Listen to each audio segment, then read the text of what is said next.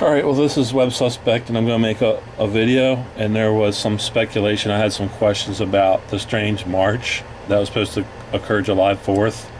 Had some signs on it like it was provocateuring. A lot of people said that it kind of looked like provocateuring. And one of the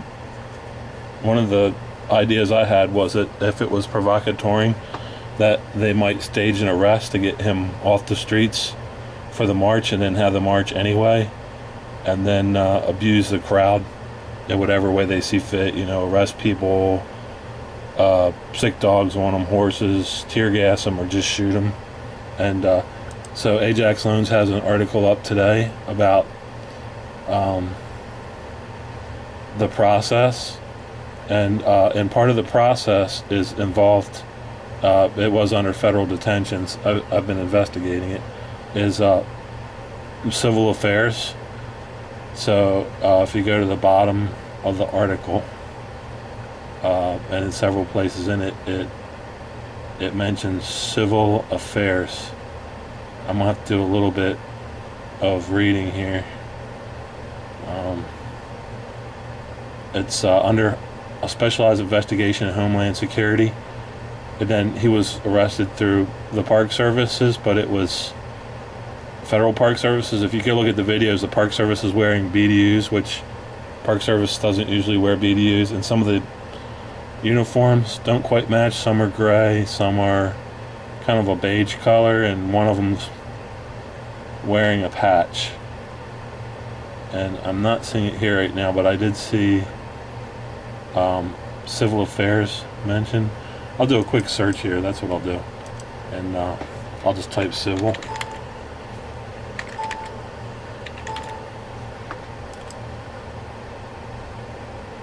I'm having trouble with this article. Alright, here we go. Right at the top here. Trained to deal with civil affairs and counterterrorism operations.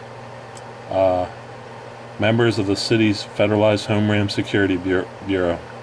So, that was this guy that we see here in the black with the red badge. Okay? Now this is another red flag, whatever's going on. Now I'm not totally 100% sure what's going on. I'm just investigating it because I'm suspicious. But remember, when we did our own investigation with Caliber Hitters a couple months ago, he was linked to 3rd Civil Affairs Group at Camp Pendleton that works with the government and other governments. So it's very bizarre. It's almost like he's arresting himself in a certain way. But I also had information here on how to get his how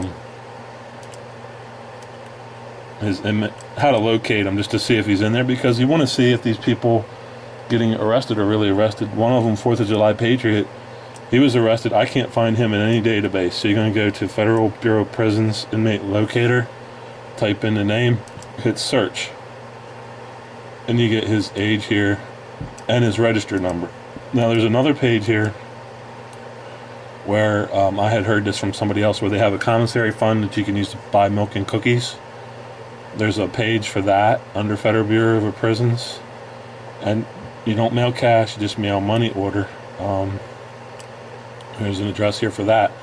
So, you know, one thing I would suggest is, rather than send money to his legal fund where you might not know 100% where the money's going, if you want to do research, find out for yourself if he's really in there. You can use that information to find out if he's really in prison. If you want to help him in a different way, you can send him a letter and money order for $5 to that account for